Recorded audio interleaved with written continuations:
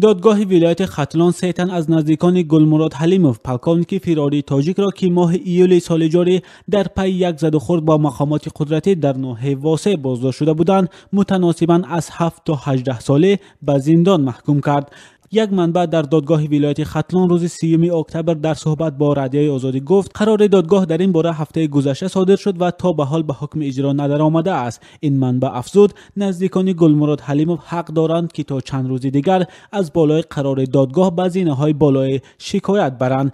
دادستانی کلی تاجیکستان در آغاز ماه سپتامبر تفتیش پرونده خویشاوندان گلمورود حلیموف را به انجام رسانده بود. این افراد برای کوشش فرار به افغانستان با هدف پیوستن به صف گروه تندروی دولت اسلامی متهم می شدند. این پرونده از جانب یک گروه مخصوص دادستانی کل تفتیش شده بود و بیش از یک ماه ادامه کرد. اعضای خانواده حلیموف روز 4 ایول در حدود ناحیه واسع بازداشت شدند. علی حلیموف برادرزاده، کامل و نظیر حلیموف ها برادران گلمورود حلیموف با 3 ماده کدکس جنایتی تاجیکستان زرخریدی یعنی تلاش پیوستن به گروه تروریستی، قصد غیر قانونی عبور کردن مرز دولتی و مقابلت با کارمندان میلیس هنگام اجرای وظیفه خدمتی عیبدار می شوند. این 3 نفر در حال بازداشت شدند که به گفته مقامات با 4 تن از نزدیکان دیگری گلمورود حلیموف قصد داشتند به افغانستان بروند. مقامات میگویند در پی مقابلت با پلیس 4 نفر آنها سلطان مراد حلیموف، فاضل حلیموف برادران گلمورود حلیموف و افضل عبدالرشیدوف برادرزاده حلیموف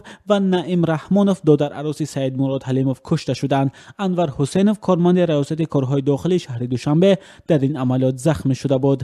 در آغاز ماه سپتامبر یک منبع آگاه از قضیه با شرط نبردن نامش گفته بود ضمن تفتیش معلوم شد که گلمورود حلیموف پس از پیوستن به صف داعش با برادرش نظیر حلیموف با راههای گوناگون تماس داشته است ولی این تماس ها را او از مقامات پنهان میکرد. با گفته منبع پس از بازداشت بهروز گلمورود پسر حلیموف در ماه اپریل سال روان مقامات به نظیر حلیموف شبهه کردند. او تماس هایش را با گلمورود حلیموف طریق نعیم رحمانوف دادر عروس حلیموف براه مانده بوده است. اعلان حکم خشان حلیموف در حالی است که 8 سپتامبر وزارت دفاع روسیه خبر داد بر اثر حمله هواپیماهای جنگی در منطقه دیر از زور گلمورود حلیموف جراحت مرگبار برداشته است.